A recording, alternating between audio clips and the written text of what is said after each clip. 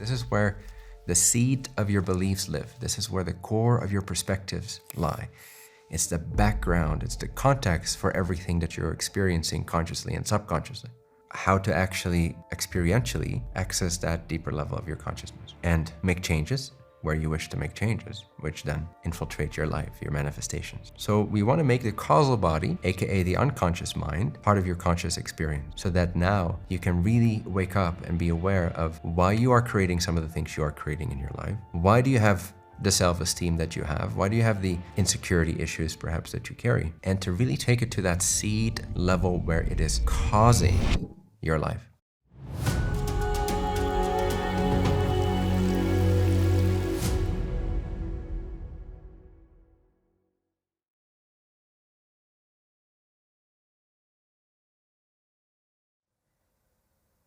Welcome everyone. Can you hear me? There you guys are.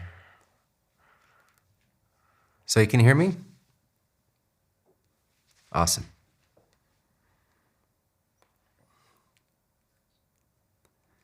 Welcome back for more self-awareness, hopefully.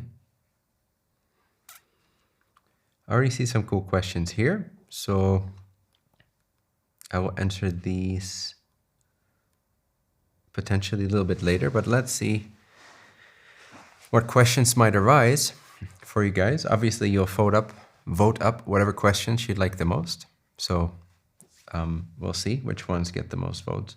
But you might have new questions arise as a result of my lecture, if you will. So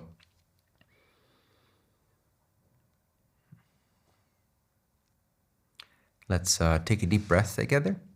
Relax.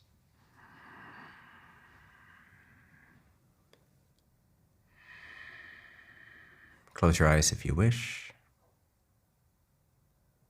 Take another deep breath.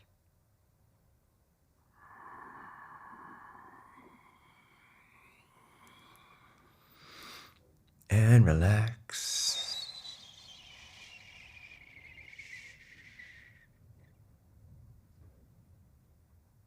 Take one more deep breath.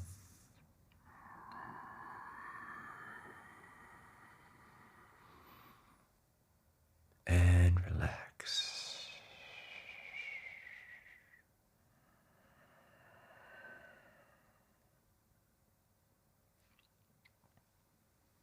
And as we've been training ourselves to do already, let's repeat a few times as we relax. I don't want anything from anything. Again, it's a great way to clear the distracted conscious mind and make more space, make more room for connection, for awareness at subtler, deeper levels of our very own mind. So take another breath. I don't want anything from anything or anyone. I don't want anything from anything or anyone. I don't want anything from anything or anyone. And thus, I am at peace.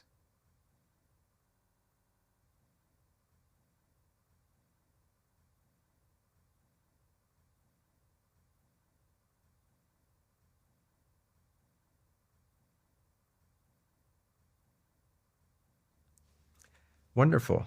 So, let us get started. Lots to cover today. I want to remind you that some of these sessions are rich in information,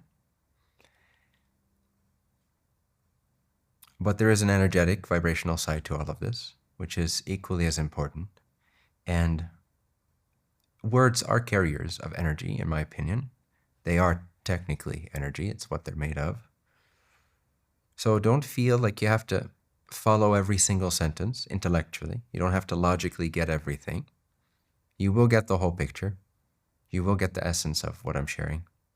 And more importantly, you can be attuned to the energy behind the words.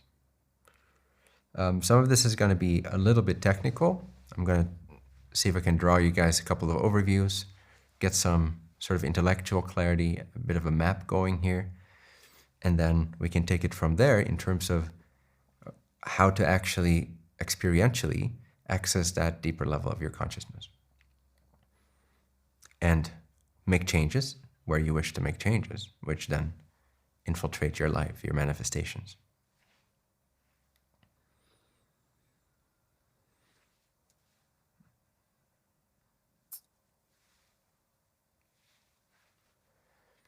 So you should be able to see what I'm going to draw in the screen.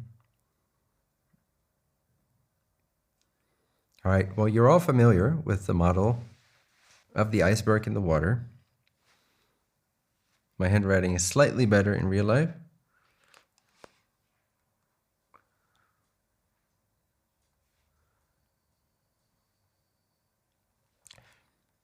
All right, anyway, you get the idea. You're familiar with this model. Mr. Sigmund Freud divided the mind into the conscious, the subconscious, and the unconscious. And I'm not going to focus on this particular model too much because you're somewhat familiar with it. But I want to more relate this to the Vedantic or yogic versions of this. Now, in the Eastern philosophies, they deal with different bodies. So a body, literally, like what's your physical body? It's a collection. So the technical term body basically means a collection. It's the totality of its parts, right? So all your organs combined, all your muscles combined, all your nervous system combined, your cells and so forth. Together, it's a body of these components. Now, we have other bodies. We have bodies that are not exactly physical.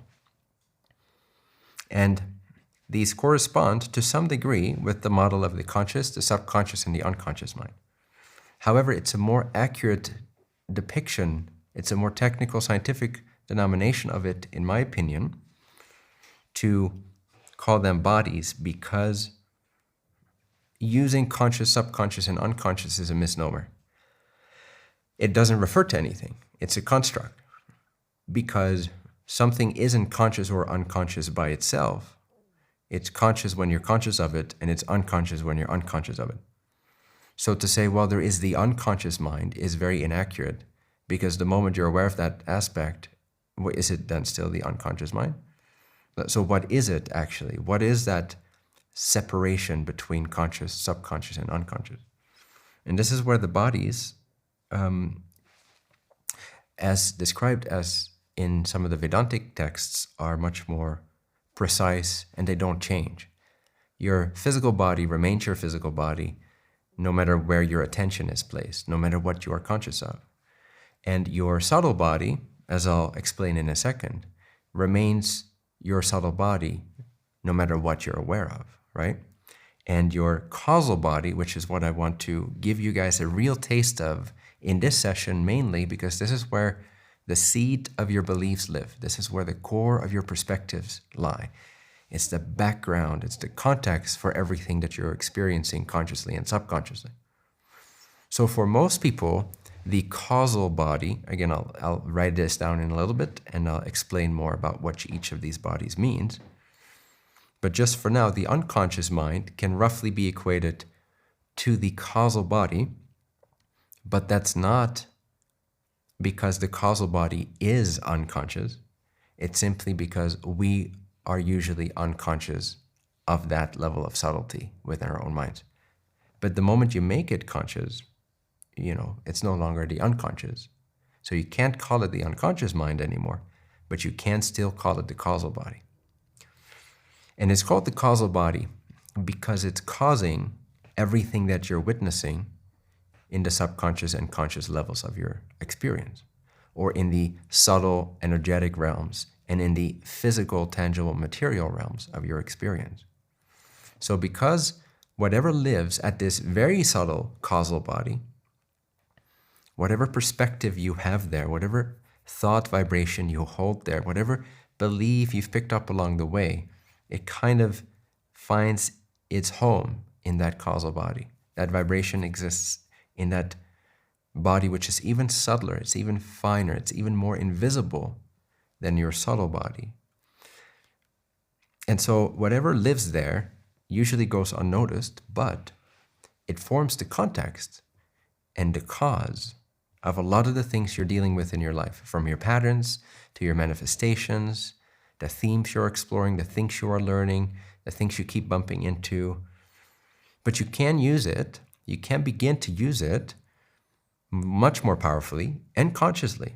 So we want to make the causal body, aka the unconscious mind, part of your conscious experience, so that now you can really wake up and be aware of why you are creating some of the things you are creating in your life.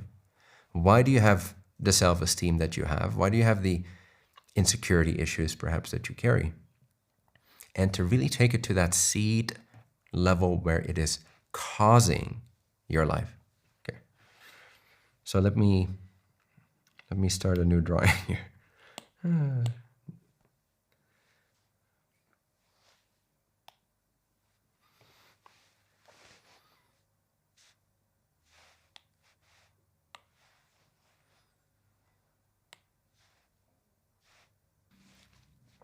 All right, can you all see this decently? Okay. So we've got here,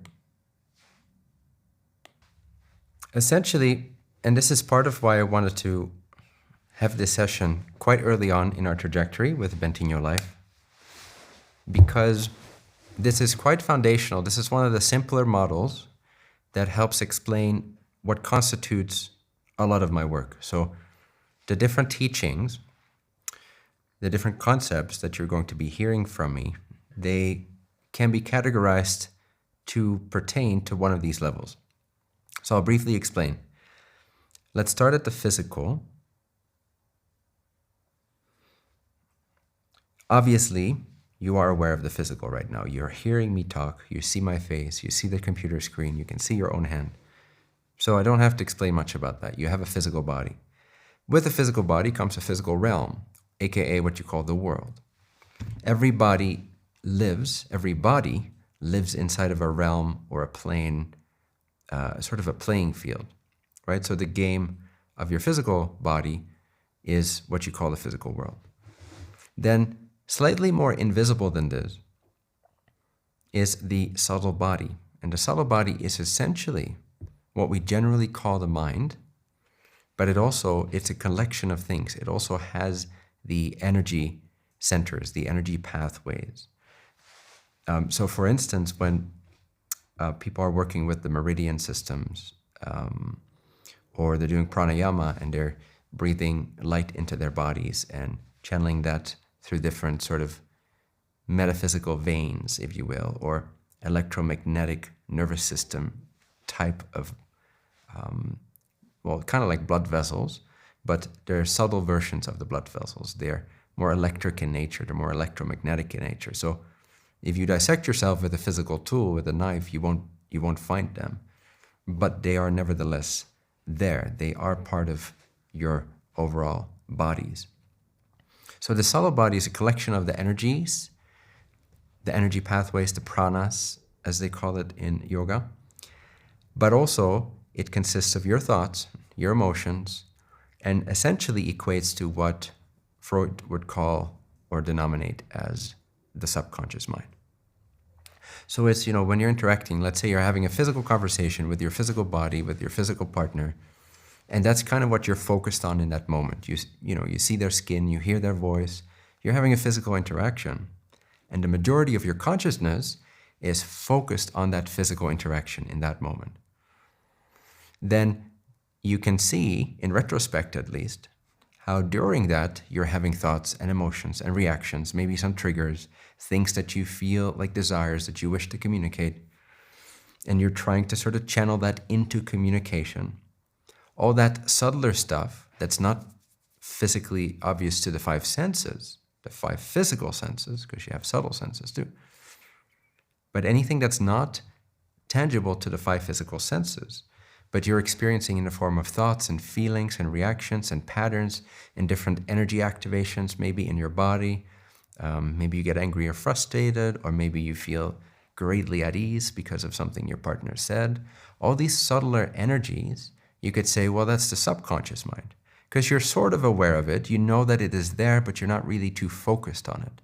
You're more focused about how that's expressed and what you're seeing at a physical level.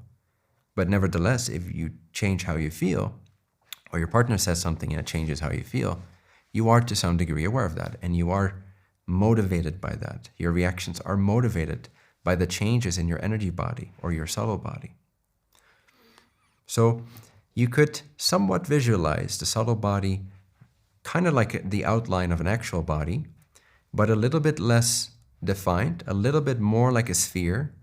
So you could picture it kind of like when people see auras. Usually what they're seeing is the subtle body or the emanation of the subtle body.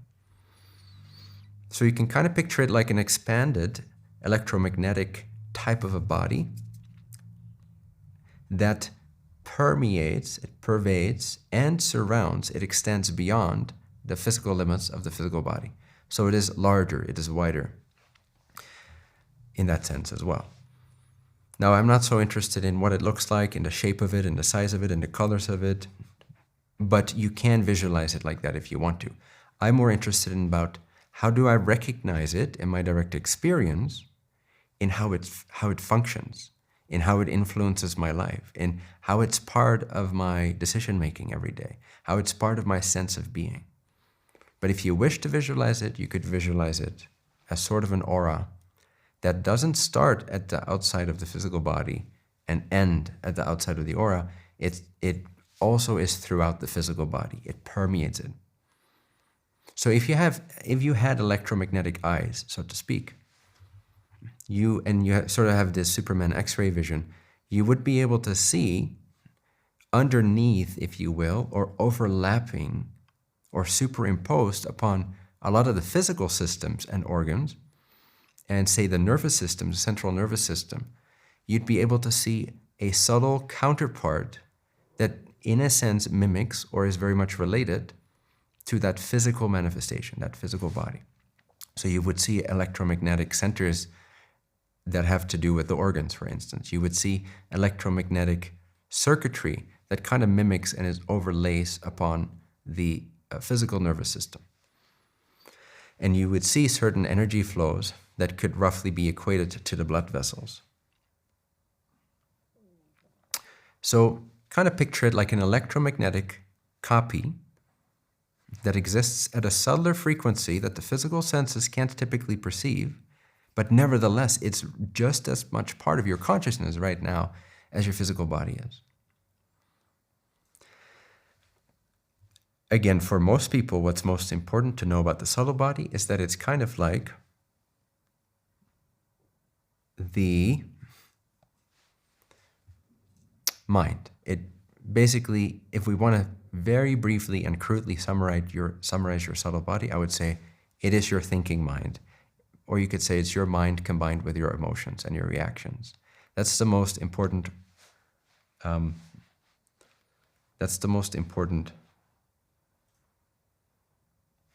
faculty of it or function of it. Now, what most people are not familiar with is their causal body. And this is, again, what I want us to discover here. And I want you guys to get a sense of this experientially and learn to make use of this for the purpose of living an incredible life that feels fulfilling, so that at your deathbed, you can look back and see that you had the tools you needed to not hold yourself back from your calling, from your mission, from the fullness of your experience. The causal body is a little tricky to explain, okay? And let me just quickly finish this diagram, because we won't get too much into these other two aspects here. But beyond even the causal body or the unconscious mind, there is the great causal body, as they call it in the East, but really what we call that in the West is God. Or what we call it in modern day Enlightenment teachings, it would be pure awareness, that pure intelligent awareness. It's universal. It is where oneness can be realized or is recognized. And it's essentially, in a way, if we want to still picture it as a body, it is basically the body of everything. It's everything that exists as one body of essence, as one essential body of isness. So we usually call this God, and it's the great causal body. And in my own experience and journey, I've discovered that this is not the end state. This is not the deepest reality. God is still a body. It is still a vehicle. It is still an expression. Before God was created, or God emerged, you could say, there is something that God emerged out of. There is an absolute indescribable source. You could call it infinity if you wish. That is absolutely real. Not in the way we perceive physical reality. It's real because it actually is real. Whereas what we perceive in physical reality is an hallucination, effectively, within perception. It's a combination of thoughts and perceptions and references. But what's absolutely real and can never change and exists even when God disappears, even at the end of creation, what survives is absolute reality, or the absolute source, or simply the absolute, or sometimes I say the one. This is infinite. I have realized this in my direct experience. It is indescribable. It is glorious and beautiful beyond comprehension. It is beyond God. And it is what you are right now as we're speaking here. It's actually what you really are. And everything else is a body that's covering this absolute reality. It's a veil, it's a vehicle, it's a layer, if you will, different sheaths for your sword to fit into, if you will, different coverings. So these bodies are like layers, they're like veils, they are like coverings. And each covering has its function. It exists at its own sort of dimension of operating, just like your physical body does at a physical level, to interact with the physical world.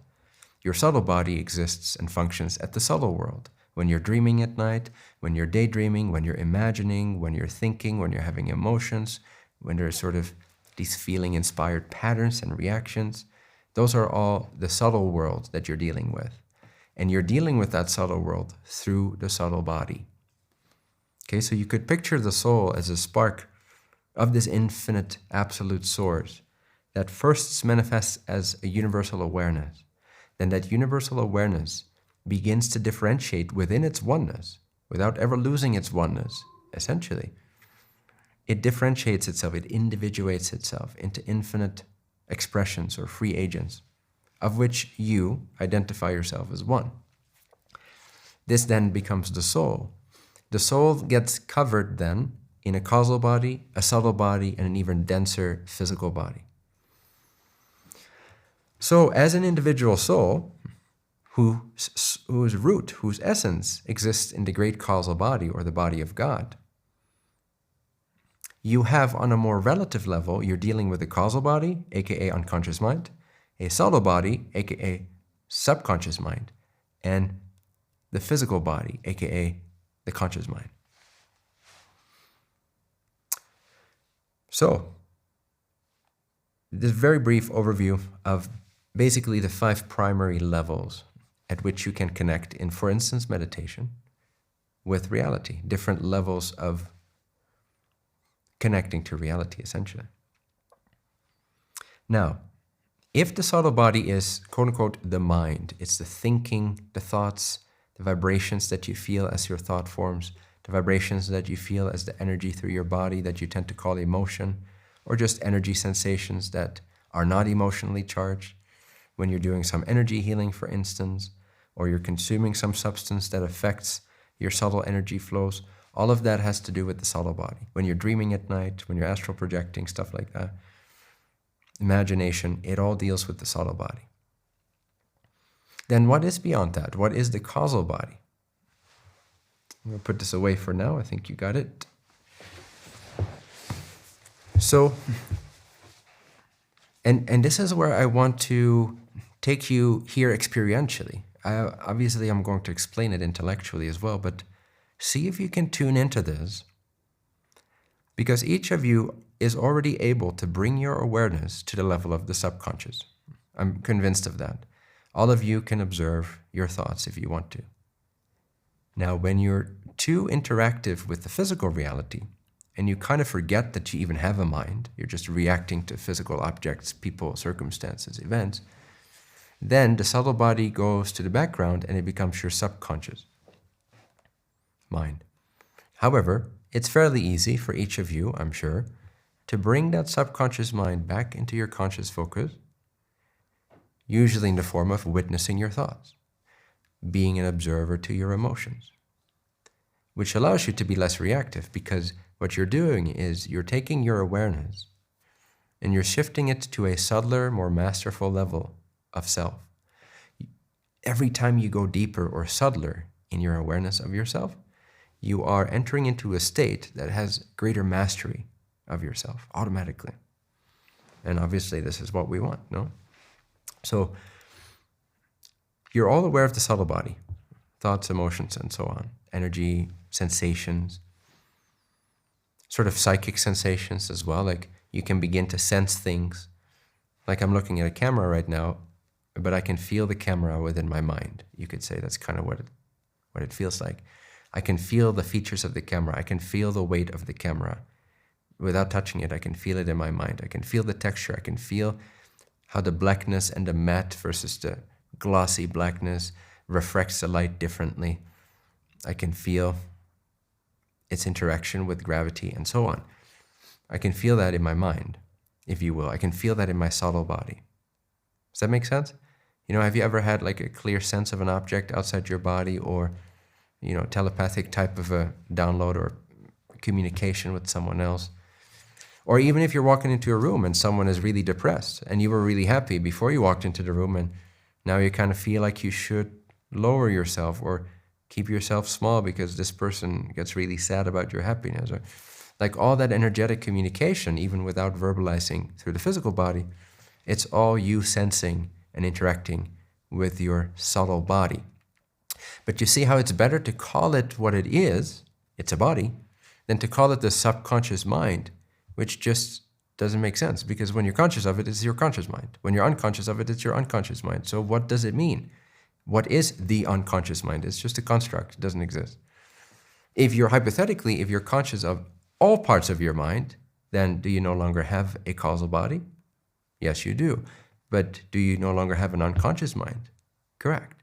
So they don't exactly equate. That's why I prefer the body system. So you're all aware of what the subtle body is, more or less.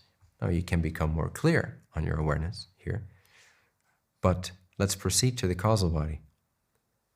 What happens when you take a deep breath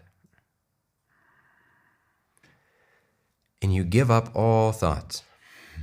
You can observe the thoughts first. You can observe your mental body or your subtle body. And then you give it all away. And you rest for a moment in the blank emptiness, in this sort of space, almost like a black space, intuitively.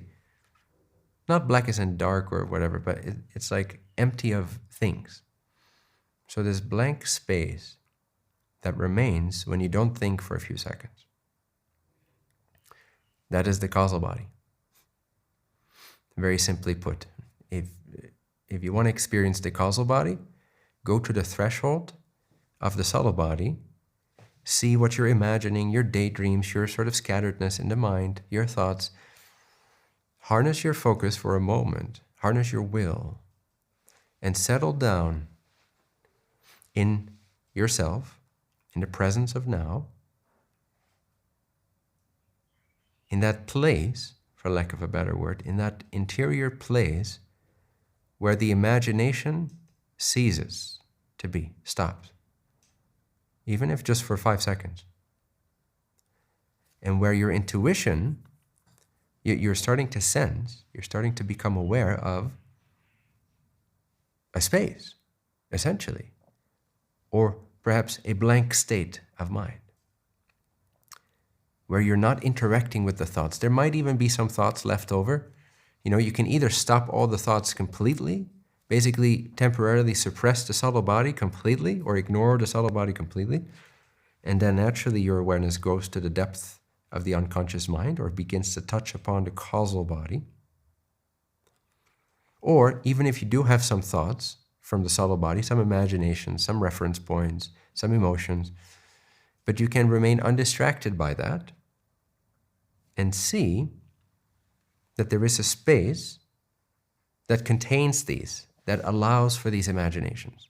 There is like a container, a vastness, a space, a blank baseline mind, a mind-like container that allows for your imagination. It allows for the emotion. It allows for the energy pathways. It allows for your sensations and your thoughts. But by being aware of your thoughts, of your subtle body, while knowing that there is a deeper causal body and that its nature is a lot like space. It's the space holder, the container for everything that can happen then in the mind and in the physical body. But most acutely, you can begin to directly experience, make direct contact with that causal body, which is even more expansive and powerful than the subtle body, simply by stopping all thoughts for 2 seconds and noticing the space, the emptiness, the vast blank type of a space that remain.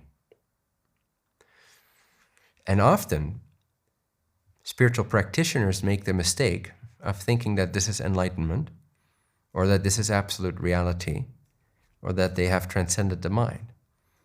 Now, yes, in that state, you are able to transcend the subtle body, but you're still in the causal body, which isn't yet even the level of your individuated soul. It's still a covering. It's still a body through which your soul is expressing and interacting with the causal worlds, the subtle worlds, and the physical worlds. Massaro University is a vibrant online community dedicated to accelerating your awakening and activating your purpose for the benefit of all. Join live sessions with Bentinho and workshops led by experienced facilitators. Deepen your wisdom, empowerment, and self-knowledge, and experience life-changing shifts week after week. At Massaro University, finding like-hearted seekers is easy and inevitable. Lifelong friendships and a shared purpose fuel profound personal and collective growth. Create your free account today at massaro.university and step into a community that's designed to elevate every aspect of your life.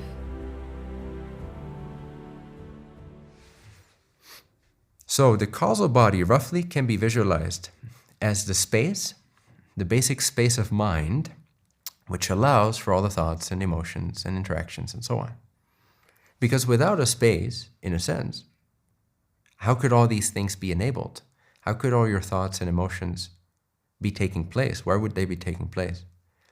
So the causal body is like a metaphysical space for the experiences of your subtle and physical bodies to occur or exist inside of.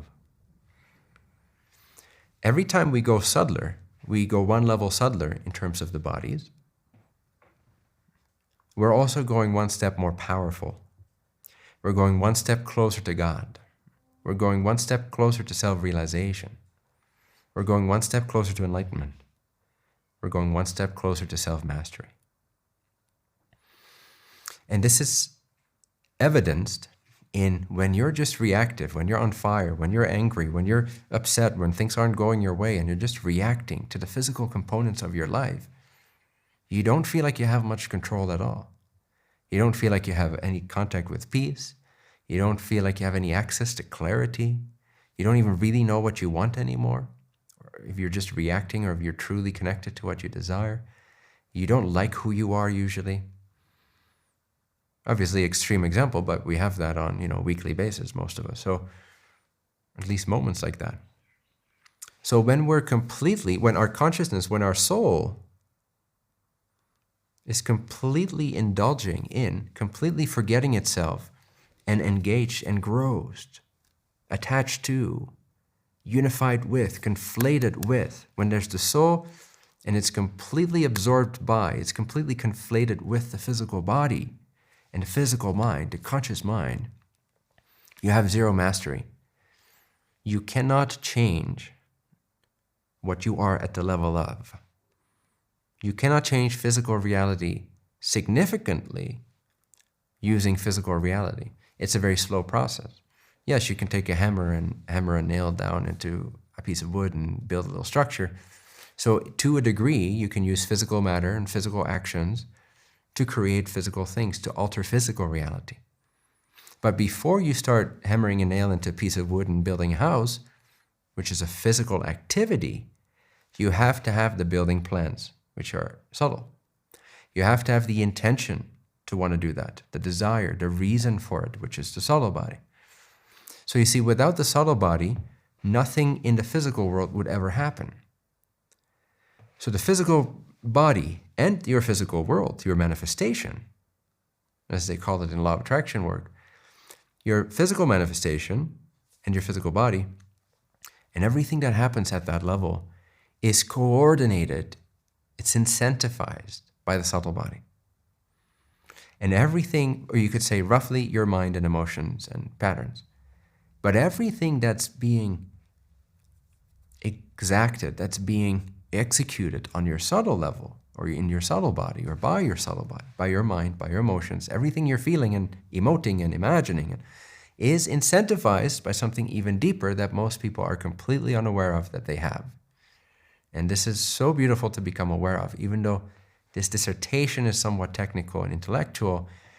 If you can bring that into your direct awareness, now you've got a whole realm that opens up in terms of a tool set, in terms of an awareness that allows you to exact great mastery over your mind and thus then create mastery over your physical life. Not in order to control anything artificially, okay? Let me be clear on that. It is still, at the end of the day, a dance in love and faith and surrender. However, it's very difficult to dance in love and faith and surrender if you're not in a deeper awareness of yourself, if you're not in a mastery of yourself. So mastery is not an activity. This is my main point here with the bodies. Mastery is a state of subtlety. The subtler, the purer, the finer you are aware of yourself right now, naturally the more masterful you are. It doesn't require any lessons. You don't have to practice that much. It's not a particular tool. It's just to be aware of it generates the mastery. Okay, so the mastery lies in where you place your awareness. Where are you coming from in your observation of yourself? Are you completely lost in the physical reactions to the physical world with your physical body? Or are you at least aware of why you're acting the way you're physically acting? What is your true intention with communicating with this physical person right now? Why are you saying what you're saying to them? What's your intention? Is it based on a certain emotion, an unresolved emotion? Or is it based on an exciting potential that you want to communicate with them? Where are you coming from? Are you aware of the subtle mind, the subtle body? That is already a greater level of mastery, no? Even if someone has no tools, they've never done a self-development course, but all they do, if you compare person A and person B with zero spiritual self-help experience, they've done zero seminars, they've read zero books on this topic, but person A, and they're twins, right? Identical. Sort of. You get the point. And person A is completely engrossed in the physical world. Like they're oblivious to their subtle body. They're oblivious to what they're thinking, why they're acting the way they're acting, what are their emotions, what are their intentions, and so on. They're not aware of their energy, and so on. They're just blindly reacting to physical reality. That's all they see. And person B also has not done any self-help courses, but the difference is their awareness is deeper or higher or subtler about themselves. They have a subtler, pure awareness of themselves. And just by that fact alone, they're not going to be acting like headless chickens. They are in a state of greater self-mastery, not because of a particular tool or an exercise that they did with their mind. These things can help a little bit, but the real mastery happens through depth of awareness. For instance, when I was completely absorbed, or I should say unabsorbed in all the bodies, but more logically maybe, you can say, I was absorbed in absolute reality, absolute infinity, one with absolute infinity, even prior to the state of God's awareness. Instantly, I didn't have to learn anything. In that state, instantly, perfection was perfected. Perfection was mastered. Instantly, I didn't do anything. It was a state shift, a state change. I aligned my awareness, for lack of a word, or I dissolved my awareness into that absolute reality. And as a result, I was beyond love. I was beyond unconditional love. I was beyond the love of God. But I did have the love of God. And I did have an awareness of the bodies. But I was not any of those bodies. I was absolute reality. And in that state, instantaneously, I was unconditionally loving. Or you could say I had a body of unconditional love, like perfected love, impossible to describe. Just perfection. I didn't do anything. I didn't work my way up to that perfection. I worked my way up to that state change to be able to take my awareness beyond awareness and rest in absolute reality. That's the practice I did, but I didn't practice unconditional love in that sense. It was automatically attained. Total mastery was attained. I could see through buildings. I could feel through miles and miles of what you call physical reality. And at the same time, none of it existed. None of it had ever happened. I saw the entire universe as just this tiny little speck of light in an ocean even much vaster than our universe. And I could see other creations that haven't happened yet. I could begin to glimpse these things. I didn't practice that. This was not a visualization. This is the result of a profound state change, okay? But the same applies at the lower levels of physical, subtle, and causal, which is mostly what you're dealing with and what most of you guys are interacting with on a day-to-day basis. So if you are able, and I'm going to explain and guide your attention a little bit more in a minute, but if you're able to take your awareness to the subtle level, and then from there, take one more leap and become more aware of the causal level and develop an intuitive, experiential understanding as well as an intellectual understanding, which I will give you, but you have to kind of follow along with your intuition and your experience. Now, you are in a much, much greater state of mastery of your mind, your subtle body, and therefore of your physical body. You'll be much less distracted in life. You'll be able to hone, to channel your true intentions, your calling for this incarnation, for this life, your purpose, your mission. You'll be able to channel all your energies in alignment with that and start to clean up your beliefs much quicker. The contradicting beliefs, those mixed energetic frequencies that keep you distracted and that make you a slave to what you're reacting to. And I'm not asking you to master and control all these things one by one, you see. I'm always about the direct path, always will be, because it's possible and you deserve it and it's easy when you get it, easier. All we're wanting to do here is generate a deeper level of awareness, activate a deeper dimension of awareness so that you're automatically in a state of greater mastery of all the lower levels. All right? So we've already discussed the basis of how to recognize the causal body in your direct experience, and that is space. The causal body's nature is like space. More specifically, you could say it's like a container containing space, and then this space is containing the subtle body, and the subtle body is containing the physical body. Now, it's not just like space. There's much more going on in the causal body than is visible. So the causal body, what is its function? You could say the nature of the causal body is that space beyond the thinking mind. It's that space, that basic essence space beyond the imaginating mind. So when you stop all imagination, when you stop thinking about the world, when you stop thinking about yourself and you become supremely present Bring your consciousness to the present for a moment, observing your mind, but then realizing the mind is on the surface, it's on the horizon, it's not really in you. The mind is out there, and you're observing it from a deeper level. That initial state change, or that the new waters that you're entering, when you move just beyond the thinking mind, just beyond your imagination, it's experienced like space. So its nature is space-like. It's like a container. You could say like a blank, basic space. Or like a dark room filled with space. However, there is stuff happening in this dark room. It's just that the lights haven't been turned on yet. So we call it the unconscious mind, okay? But there's nothing inherently, again, unconscious in the causal body. In fact, it's superconscious. The causal body itself is much more intelligent, more densely packed with intelligence than our physical mind could ever be. It's a far superior vehicle.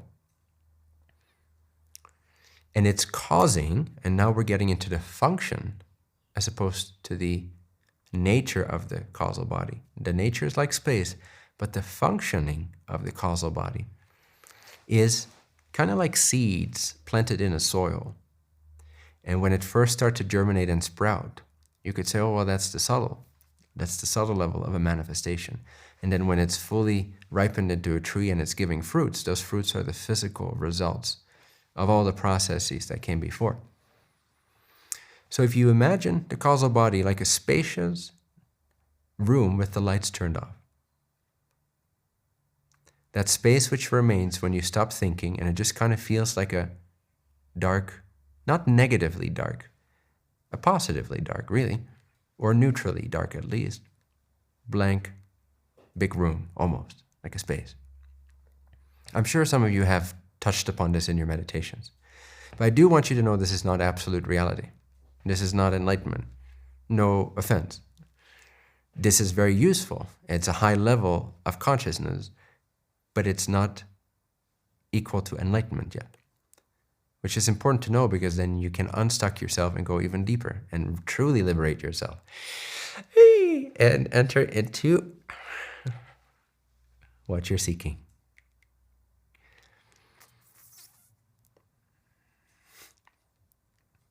Most of my life, I'm holding it together. You have to understand. To function in this illusion, I'm keeping these bodies, I'm keeping myself squeezed inside these bodies. And in order to function and be relatable and be teaching and stuff like that.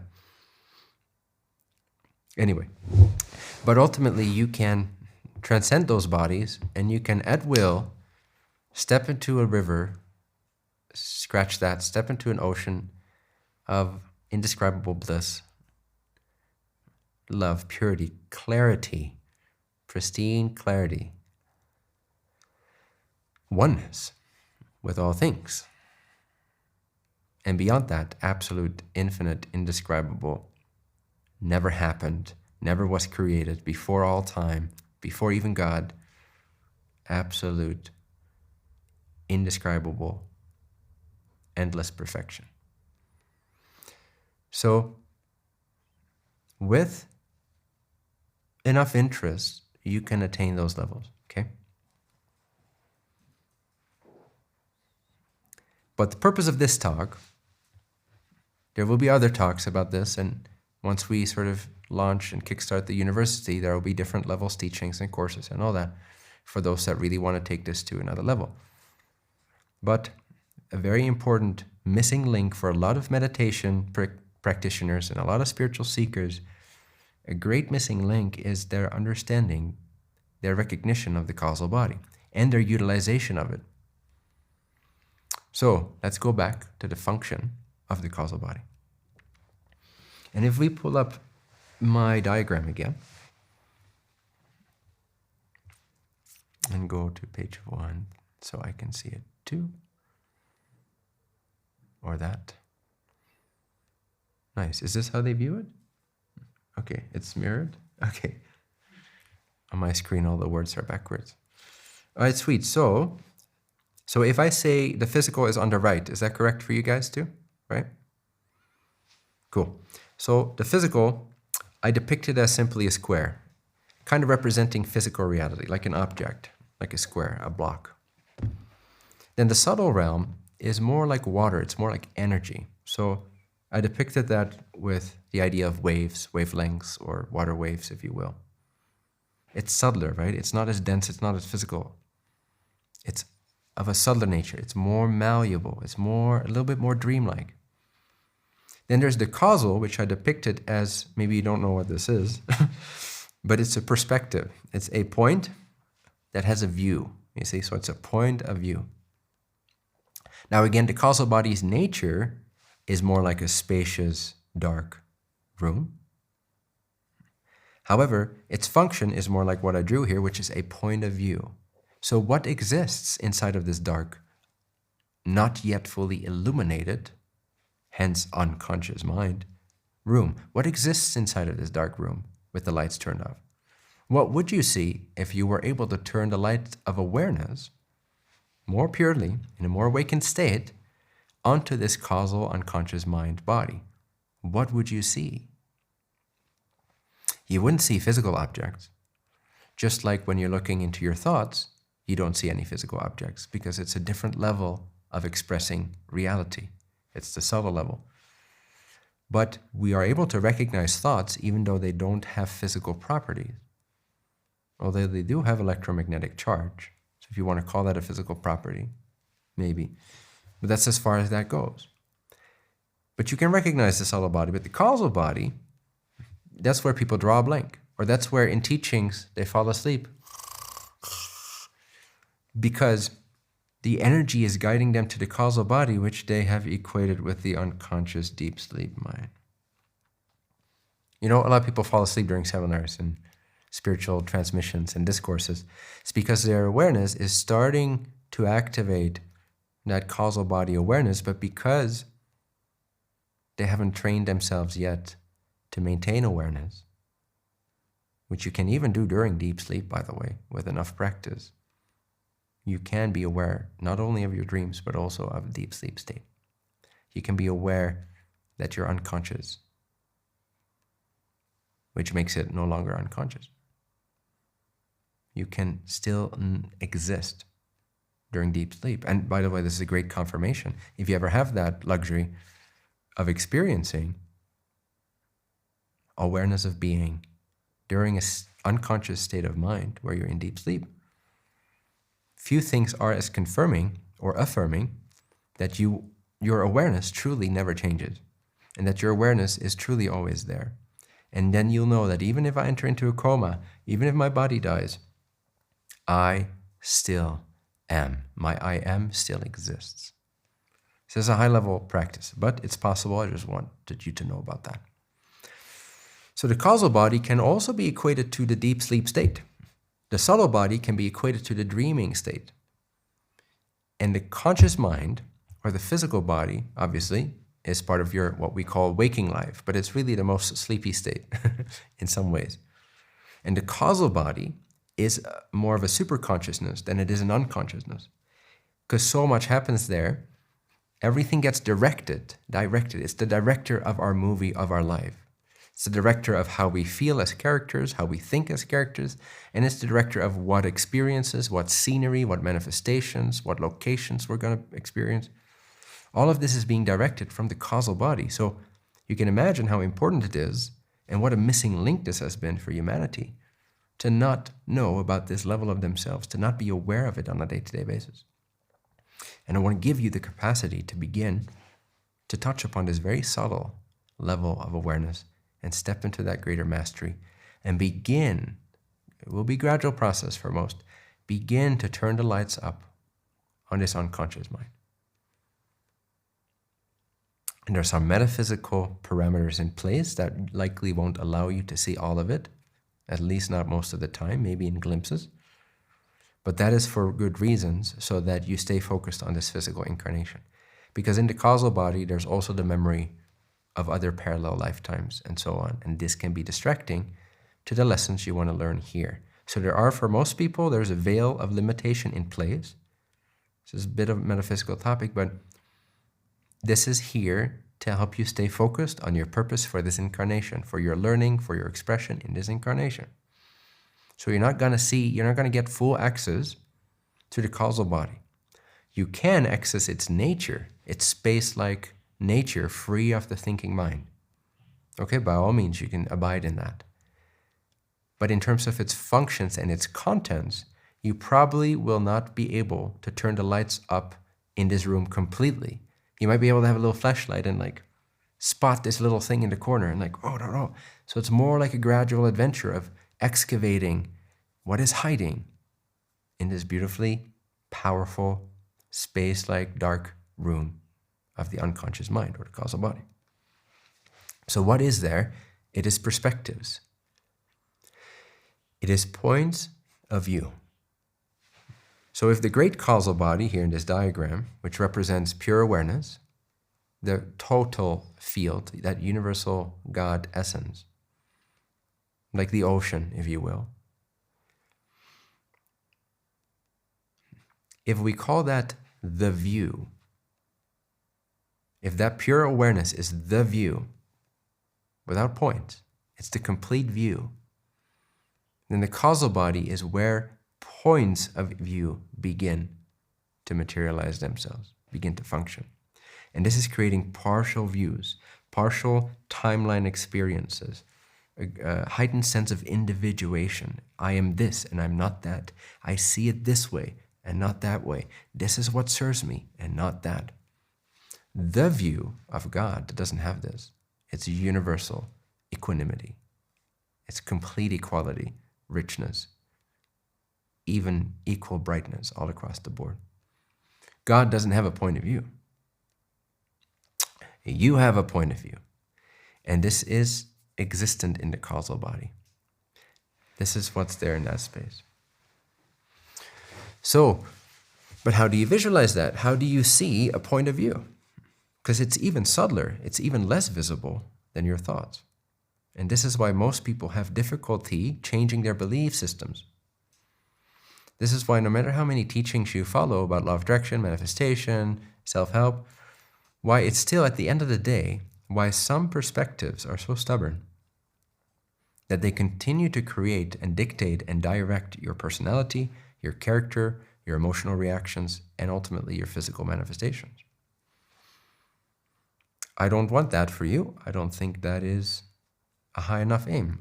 I think you're still floundering around, groping around in the dark that way. And it doesn't need to be that way. It really doesn't.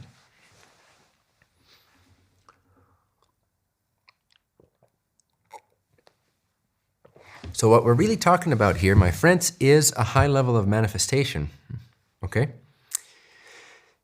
One thing you could do is change your thought, and then you will see a different physical response. Makes sense, right? You all know this. Think positively, and I agree. Think positively as much as you can. I definitely agree, and it's one of the hardest things to do. But why is it one of the hardest things to do, to think positively when you want to think negatively? Why didn't we all just start thinking positively all the time across the board during our first ever seminar or YouTube video that's told us this? Why are we still practicing thinking positively, and why do we only change our thoughts from negative to positive maybe 1% of the time, if that? Why is this? If it makes so much sense to us, when I think positively, I feel positive, more positive things start happening in my life, but you know what? I'd rather complain, feel depressed, feel betrayed, feel victimized, and think those thoughts, and then claim that I want a better life and that I'm complaining and feeling depressed and feeling victimized because I don't like what I see. And I know that I can change what I see by changing how I see it. But I don't really feel like doing that right now. Maybe tomorrow. Maybe after my righteous depression is over. Maybe after that person apologizes. So why is that? Why is it so difficult to change into truly positive thought forms in the subtle body? Again, remember the order of things. So yes, change your subtle body and you will change your physical body and your physical environment. However, there is something deeper at play, and here is the missing link. You have a perspective that you are not aware of that makes you believe that view, that point of view, assesses, believes, thinks, sees that continuing to complain is more beneficial than changing the complaint to a positive framework. This is just one example, right? But it applies to everything in our lives. Whenever you're confused about, I want to change, but apparently I don't want to change because I'm not changing. But I want to change even harder. I'm going to learn even more techniques. But then why isn't it changing? And why, at the end of the day, are you not changing? You try, but then it doesn't happen. Why? Because there is a subtler perspective that's hiding in that dark little room. It's a beautiful room, don't get me wrong, but it's got, it's got all our shadows in there. As they say, it's the shadow realm within our own self, but it's also the director's seat of our lives. You cannot overthrow something in a subtler body with the grosser body. Meaning, you cannot take your physical hand and change your thoughts of the subtle body.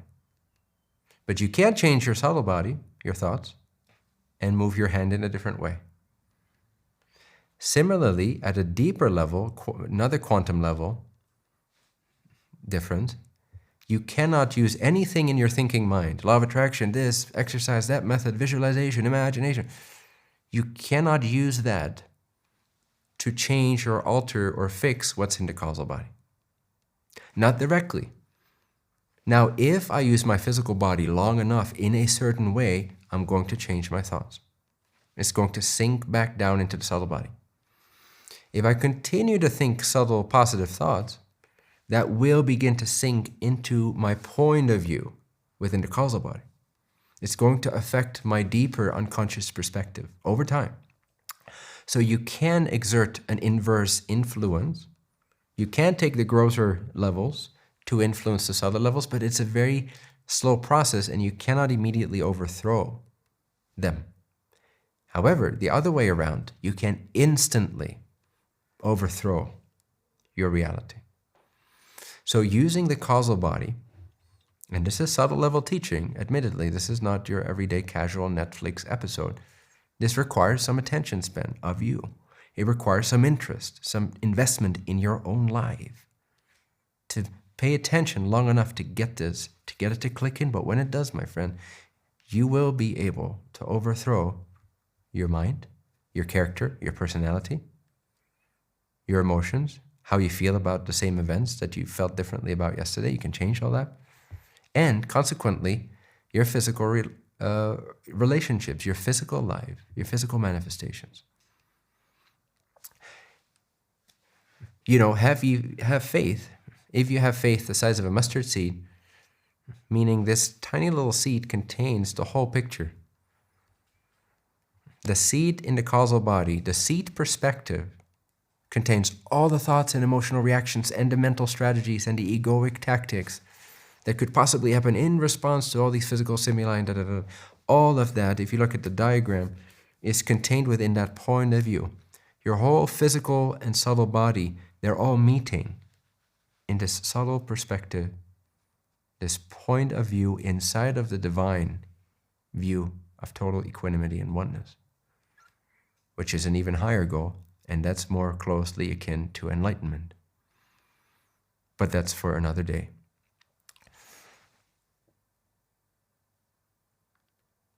I will return about this topic of perspectives in a second.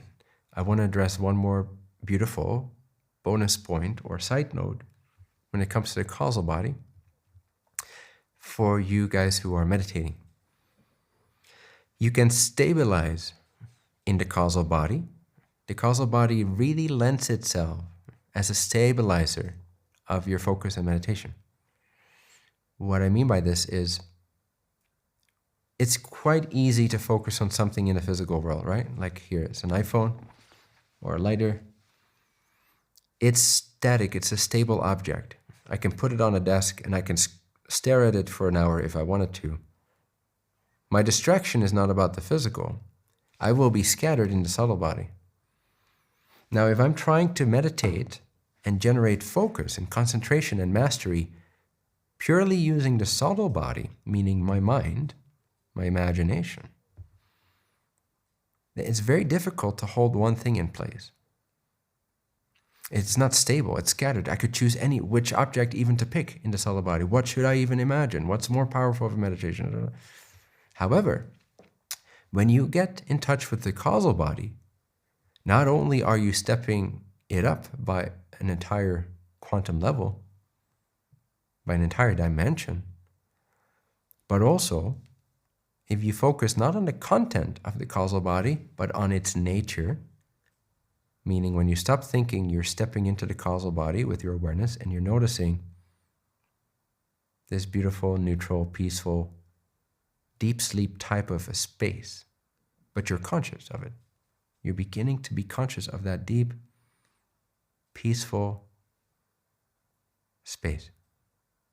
If you can maintain that, it's very singular. It doesn't have a lot of bells and whistles going on. It doesn't have a lot of options there. It's just blank present space.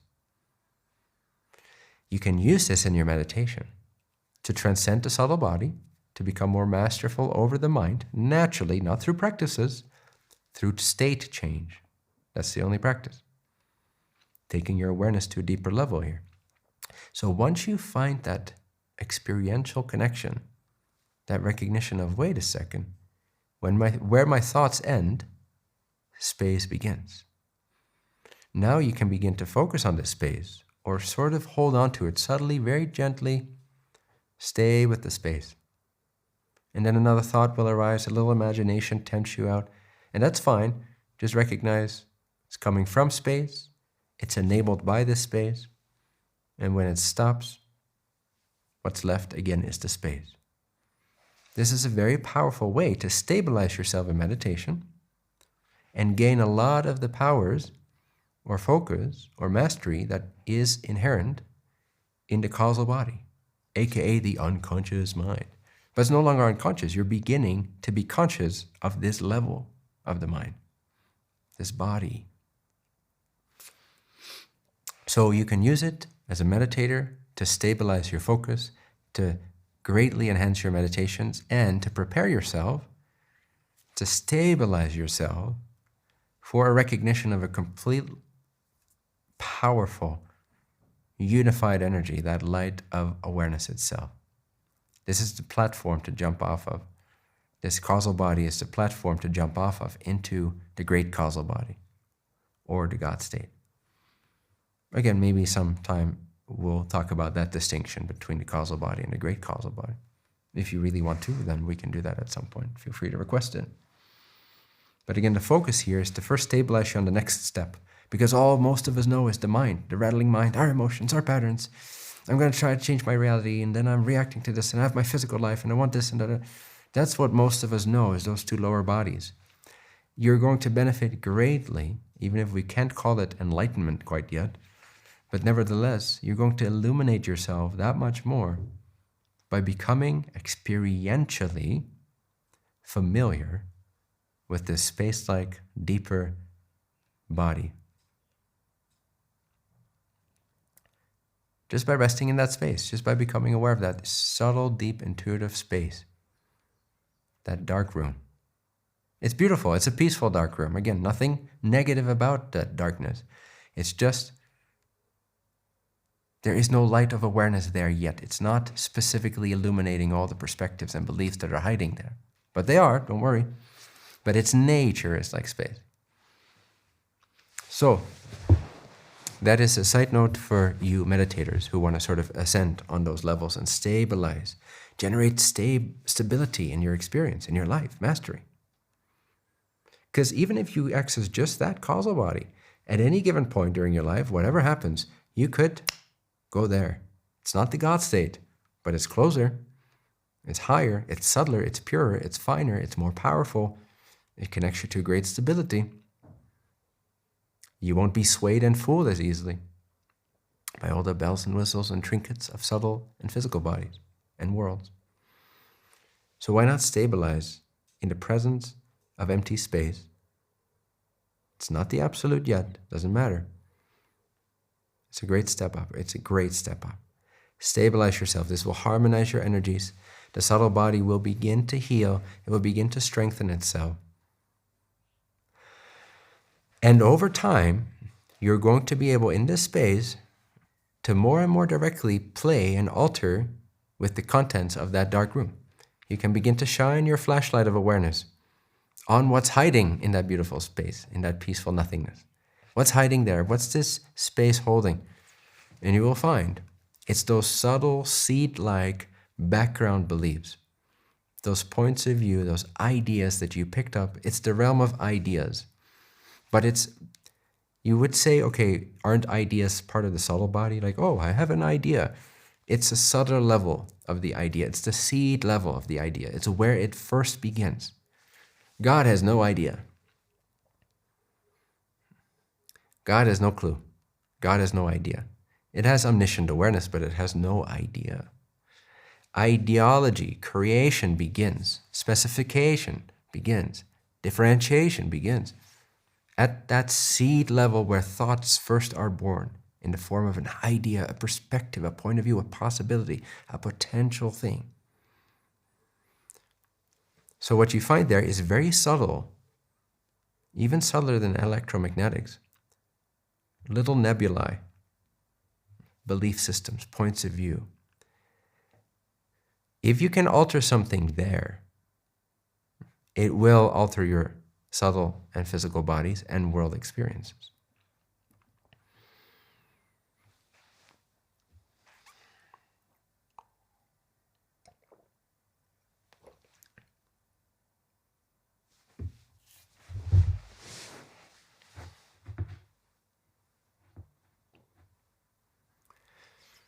Okay, let's take a brief pause. Just let this settle. Be present.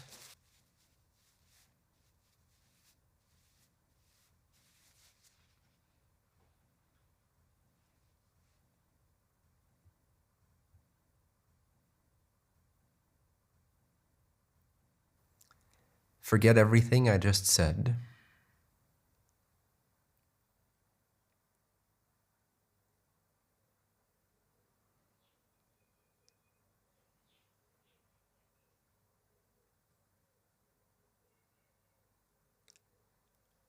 Notice the space of the here and now.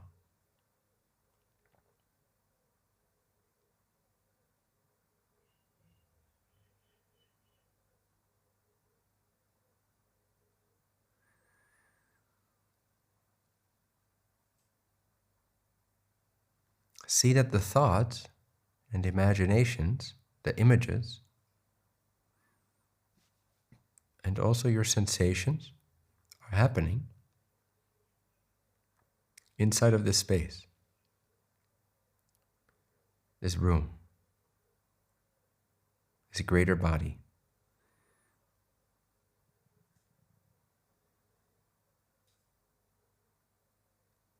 Can you see? Sense?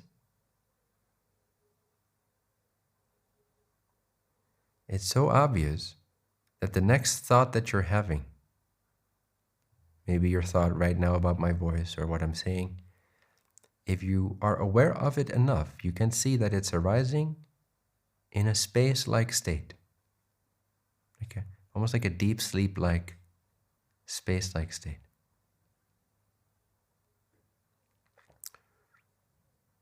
This space equals the soil that hosts the seeds that begin the subtle body and the subtle world, and then the physical body and the physical world.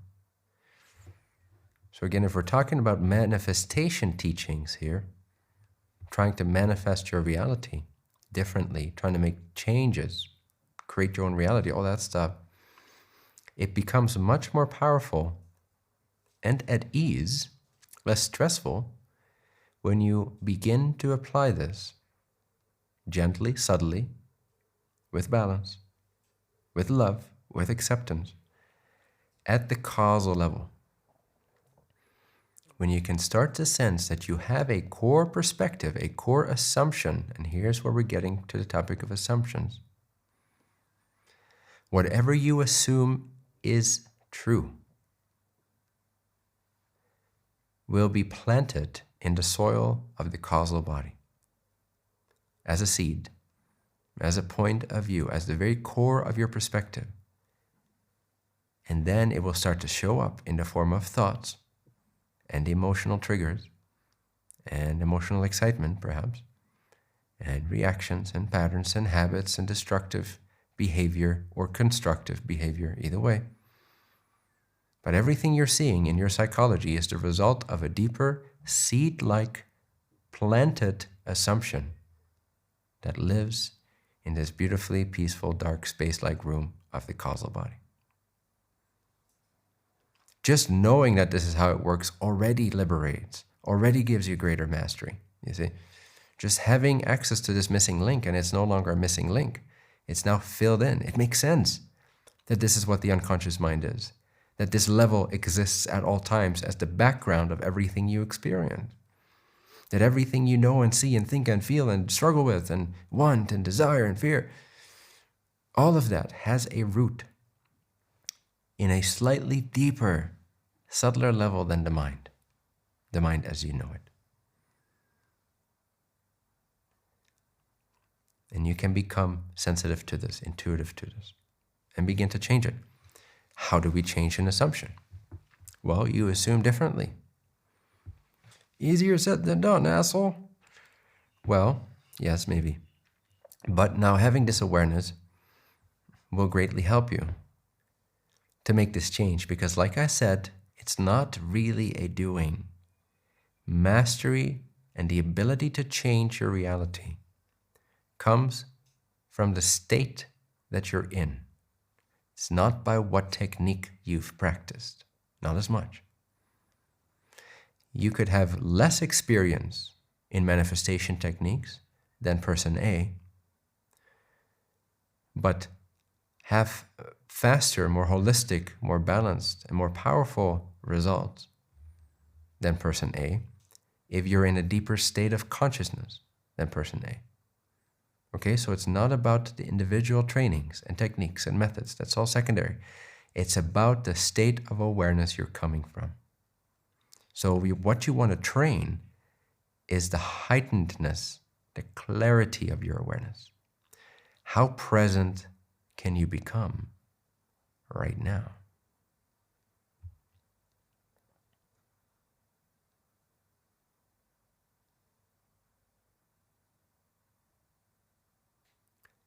How aware can you be of the fact that you are aware?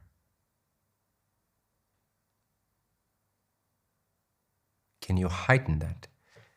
Just like a dimmer switch on a lamp, can you increase the brightness, the vividness of your awareness? And when you do, it's like white out, and you're approaching the great causal body. But it's great practice in general. How aware am I? Because this will elevate your state to the deeper bodies.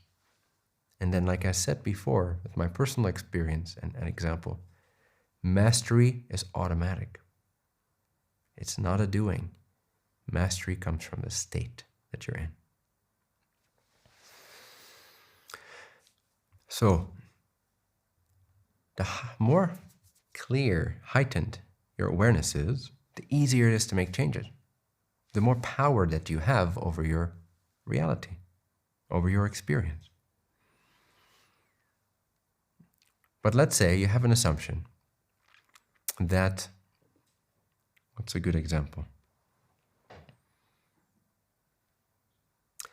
Let's say you have the assumption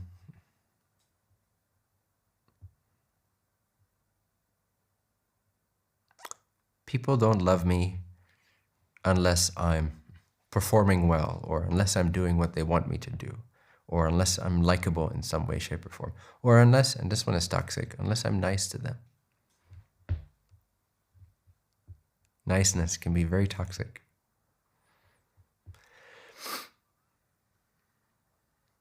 So let's say you have that belief that I'm not worthy of love, that I won't be accepted. It's an assumption. If I don't perform, or if I don't please people, or if I'm not nice to them, if I'm not agreeable to them, then they're going to judge me, they're not going to like me, and that is going to confirm my identity as unworthy, my assumption of my unworthiness. Let's say you have an assumption along those lines. Of course, we all have our own nuances with those things. This assumption lives in the background of your mind, okay, in the unconscious usually, until you're conscious of it. But it lives in the causal level. If you have that thought just once, it's not a big deal. It's just a subtle body phenomena. But if you really believe it, if you take on that thought, if you assume that that's reality, and usually this happens without our knowledge, and a lot of it happened when we were younger. We're kind of storing a thought as an assumption in the causal body, never to be seen again. And then wondering why we're dealing with all this stuff up front here on the stage. But we forget that we've created the stage itself to have a certain shape. And then it doesn't matter what you play around with on the stage, it's doomed to inherit the wobbles of the stage itself. The shape of the stage itself is going to always influence what's happening on the stage, no matter how hard you try. That's why these teachings can be so frustrating, because you try so hard to change. Why is it not changing? Because you're still assuming the same thing is true. And you're unaware of it. So, what we want to do, my friends, is learn how to change our assumptions. Assumptions is just another word for what we believe. We believe things through the act of assuming them. Assumptions sort of have a double meaning. It has the meaning of taking it on, like we assume it, like we receive it as a gift almost. We assume it. We become it. We absorb it. We assume it. And it's an assumption, meaning it's not really based in reality. It's just an optional point of view. It's just a way of seeing it, right? We're assuming that that's the case. But an assumption is something you've taken on. And this exists in the causal body. And it rarely sees the day of light. So we want to bring the day of light to our causal body and ask ourselves, what am I assuming is true in the background of my brain, in the background of my mind? What self-image have I assumed is true? What concept of self, or what concept of life, am I assuming right now without me even knowing it, without me being aware of it? What am I assuming on a day-to-day background basis? What's hiding in the context of my life that's then directing the content of my life? The causal body forms the context for every piece of content that you experience. The more aware you are of your context, the background assumptions, you can begin to change it at that level. And then you will see instant changes in how you think and how you feel and how you reason and what you materialize physically. It's more like an instant shift, like the DJ behind his little disc jockey board, just switching some of the buttons around, altering how the music sounds. The causal body is kind of like this. You flip a switch, you change an assumption just by shifting your awareness through it and allowing that change to occur. Because when you bring awareness into something that's not working for you, it's automatically changing to what is working for you. The reason why you're not letting go of the things that are not working for you is because you haven't brought enough awareness to that assumption, to that belief that makes you act and think that way. But the moment you increase your awareness of it, you shine that light of awareness on that very subtle assumption, that belief, that self-concept. Now that awareness is starting to melt that subatomic causal particle back into an ocean of superposition where everything is possible. It makes your causal body malleable again. It dissolves it back into its space-like nature, ready to re-emerge with another new idea for the Creator to express itself through, for your soul to experience itself through. A new lens, a new telescope, a new point of view. within this point of view, within this telescope, you can only change so much. At some point, you got to realize you're holding this telescope. You've been holding this telescope on your life this whole time. It's been the context, it's been the theater stage for your play.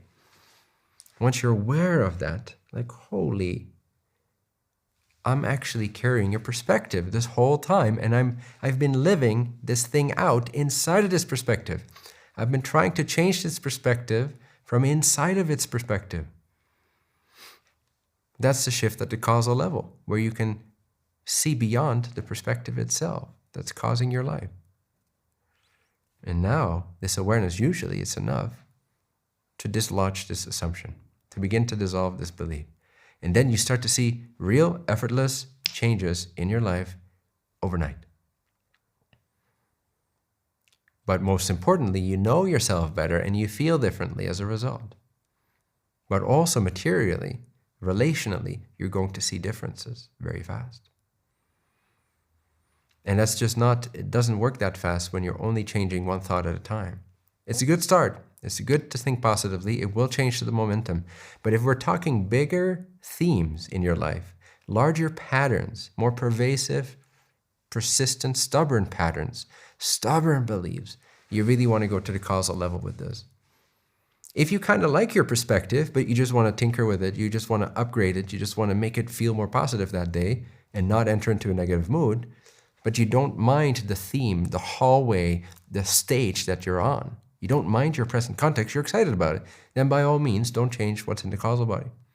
Keep assuming that you're this person if you're excited about it and it's serving you.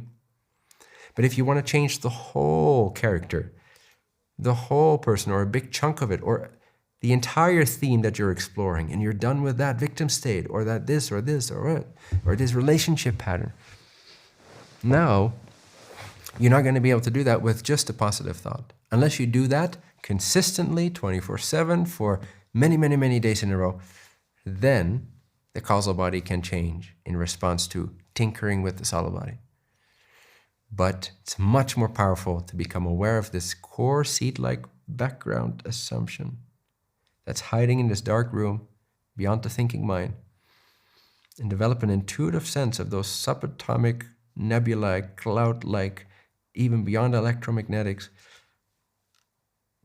An assumption. What is an assumption? How do you visualize that? What is it? Is it an energy? Is it a... You got to figure this out for yourself. You got to get a sense of that. But you're assuming something. Consciousness is choosing a perspective. It's choosing an angle. You could see it as angles too. The causal body consists of pure light, first of all, the great causal body. And then the causal body, it starts to angle this light. It starts to create shapes and crystalline forms. And this is starting to create a personal specific reality that is distorted. This is where distortion begins. Like I said, it's difficult to talk about this. It's very subtle because it's not even a thought. It's not even an imagination. It's not a visualization. It's deeper, darker, in a positive sense, subtler. It's less visible than even a daydream. It's less visible than a thought. So you really kind of have to dig into the intuitive side of things. But you already know it's like a space. The nature of it is like a space, a room, a dark room that has no thoughts verbally. It has no verbal thoughts. But it has these intuitive angles where consciousness gets distorted. It gets angled into an assumption, into a way of seeing something.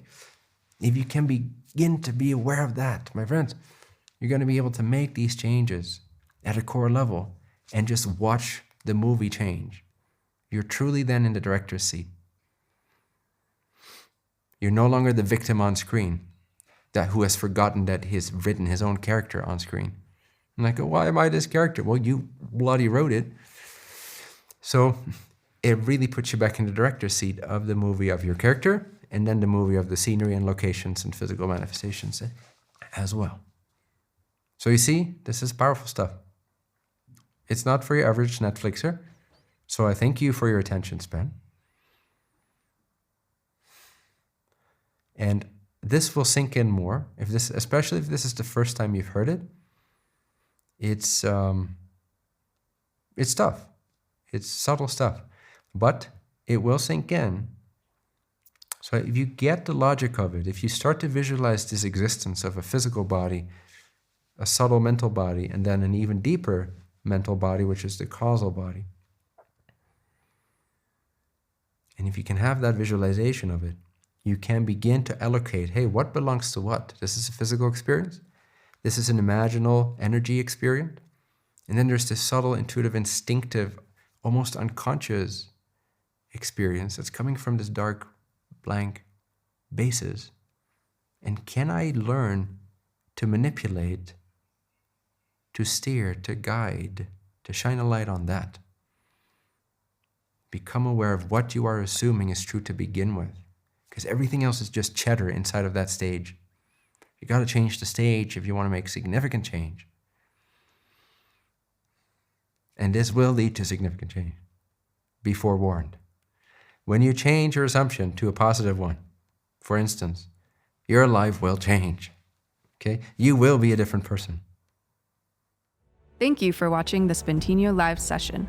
Bentinho now hosts these transformative live sessions completely free, offering profound insights and guidance to support your journey. To attend the next live session with Bentinho, simply visit massaro.university and follow the instructions to create your free account.